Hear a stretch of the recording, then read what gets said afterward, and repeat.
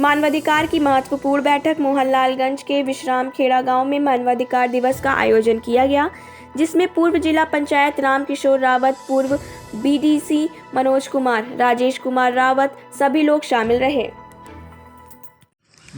मैं हूं आशीष कुमार मोहनलालगंज से जो आया हूं यहाँ विश्राम खेड़ा गांव में जो आज बैठक हुई। कुछ अधिकारियों से कुछ बातचीत करना चाहता हूं, देखते हैं, पूछते हैं क्या समस्या है, किस लिए बैठक हुई।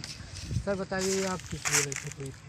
आज अंतर्राष्ट्रीय दिवस जी है और यह प्रत्येक वर्ष 10 दिसंबर को मनाया जाता है। अच्छा सर। यहाँ पर ग्रामीण स्तर पर हमारे भाई लोगों को जानकारी नहीं। हमारा मुख्य विचार यह है कि जो मानव अधिकार हैं उनके विषय में जागरूक करना। जी हमने जहाँ तक पढ़ा है और देखा है कि मानव के अधिकार वो अधिकार हैं जो जन्मजात होते हैं, इन पर किसी का कोई बैन नहीं होता है। उनका अगर कोई अतिक्रमण करता है तो उसके विषय में कानूनी कार्रवाई की जाती है। लेकिन सरकारें भी क्या करें, होता तो यह है कि हमारे लोग जाने और अनजाने में अपने ही मानवीय अधिकारों का हनन करते हैं। सही बात है जी। इसके बारे में आप क्या कहना चाहेंगे? हमारा कहना यह है कि जैसे मान लीजिए कि हमारे मानवीय अधिकारों की हम बात कर रहे हैं जी, ईश्वर प्रदत्त होते हैं। अच्छा।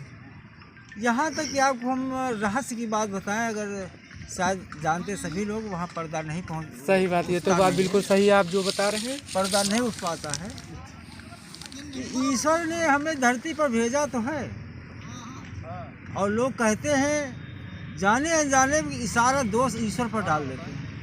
ईश्वर ने जो किया हमारे साथ अन्याय किया है। सर अच्छा, पहले अपना नाम बताइएगा। मैं पीडी धवन, मानवाधिकार सुरक्षा परिषद उत्तर प्रदेश का प्रदेश अध्यक्ष। अच्छा जी, तो इसके बारे में आप जो यहाँ बैठक हुई है, सभी लोग भाई बंधु जो आए हुए हैं तो उनको समझाया जा रहा है, आप इसकी राय बताइए। हाँ, वही मैं बोल रहा था कि जाने अनजाने वो अपने व मानवीय अधिकारों का हनन करते जी। हैं। ऐसा नहीं होना चाहिए। जैसे ईश्वर या भक्त लोग, सरकार भी कहती है, इसका संविधान में प्राविधान भी है, दारू शराब पीना, मादक चीज़ों का खाना पीना, ये तो धार्मिक रूप से भी प्रतिबंधित है और सरकार ने भी व्यवस्था कर रखी है। हमारे भारतीय संविधान में इसका पूरी तरह से विरोध किया गया है। ओके। कि जो मादक पदार्थ हैं इनका सिवाय दवाओं के।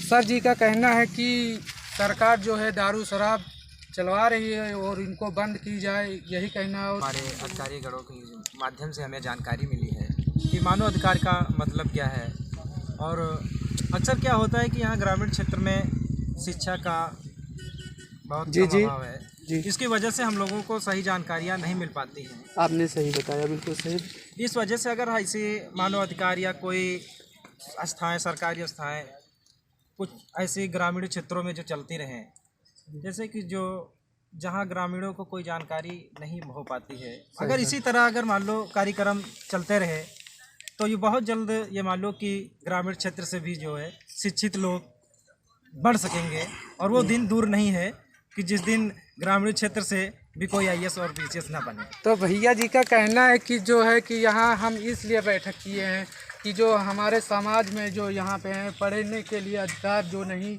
मिलता और पढ़े लिखे और अच्छे शिक्षित हो, जो कि आगे बढ़े। जी भैया, यही बात है ना? जी। और बताइए कुछ। कहने का मतलब ये है कि जब हमें कुछ जानकारी मिलेगी तभी हम बढ़ पाएंगे। हमें किस चीज़ की कोई जानकारी ही नहीं हो पाती है, सही। और ना ग्रामीण क्षेत्र में किसी व्यक्ति को जो जानकारी नहीं हो पाती है कि उसके अधिकार क्या हैं, उसके कार्य, उसको क्या करना चाहिए, उसको यही नहीं पता होता है कि अभी हमारा तहसील कौन सी लगती है, हमारा ग्राम सभा कौन सा है, हमारे मुख्यमंत्री कौन से हैं, हमारे प्रधानमंत्री कौन हैं। अभी ऐसे लोग को चिन्हित कर लिया जाए कि ऐसे लोग जो हैं 50-60 साल की उम्र होगी, लेकिन अभी वो प्रधानमंत्री और मुख्यमंत्री का नाम नहीं जानते होंगे, सही बताया। ब्लॉक और तहसील का नाम नहीं जानते होंगे। सरकारी विद्यालय है, मैं देख रहा हूँ सरकारी विद्यालय नाम है, यहाँ कौन पढ़ता है? सब गरीब घर के लोग पढ़ते हैं। कभी तुमने कभी देखा होगा सरकारी सर्विस का कोई भी व्यक्ति का कोई बच्चा सरकारी पढ़ाई पढ़ता है? बिल्कुल सही है। अगर नहीं पढ़ता है तो कम से कम सरकारी सरकारी अधिकारी का कोई बच्चा अगर सरकारी विद्यालय में नहीं पढ़ता है, लेकिन सरकारी अधिकारी कम से कम विद्यालय की जांच का भी दौरा तो कर सकता है। ये भैया जी जो अभी बताए हैं, जो अभी पढ़ाई के विषय में जो बता रहे हैं, जानकारी दे रहे हैं कि पढ़ाई जो की जाए तो अच्छे से की जाए, मतलब जो अधिकारियों का कहना है। कुछ लोगों से आप कुछ कहेंगे चाचा? हम यही कहना चाहते हैं कि जो ये मानव अधिकार जो बनाया गया है, तो हमारे लिए सभी भाइयों से यही कहना है कि हम लोग सब गठित होकर कोई कार्य कर सकें। चाचा नाम बता दीजिएगा पहले से अपना सर। मेरा नाम रामकिशोर रावत है जी, पूर्व जिला पंचायत। ठीक। और चलिए हमारे चाचा जी जो बैठे हुए हैं इनसे पूछते हैं, पहले इनका नाम पूछते हैं। नाम बताइएगा। नाम है राजेश कुमार, ग्राम कि हम लोग सब गठित होकर कोई कार्य कर सकें। चाचा नाम बता दीजिएगा पहले से अपना सर। मेरा नाम रामकिशोर रावत है जी, पूर्व जिला पंचायत। ठीक। और चलिए हमारे चाचा जी जो बैठे हुए हैं इनसे पूछते हैं, पहले इनका नाम पूछते हैं। नाम बताइएगा। नाम है राजेश कुमार, ग्राम सोनरा जी। और यहाँ जो संविधान की वजह से, जो मानव अधिकार की वजह से बैठे हुए हैं। हाँ, हम लोग बैठे आज इसलिए हैं कि हम लोगों को मानवाधिकार के विषय में बहुत कम हिसाब से मालूम है, थोड़ा बहुत सही मालूम है। ठीक है।